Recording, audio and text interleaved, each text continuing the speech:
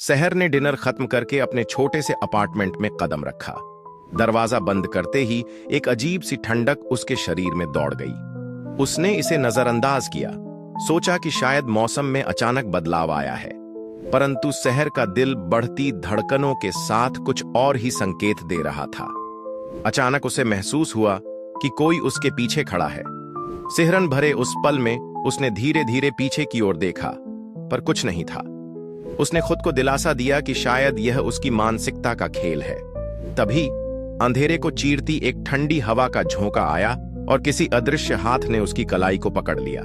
सहर के चेहरे पर डर की लकीरें खींच गईं। उसने अपनी पूरी ताकत से हाथ छुड़ाना चाहा, लेकिन वह फंस चुकी थी।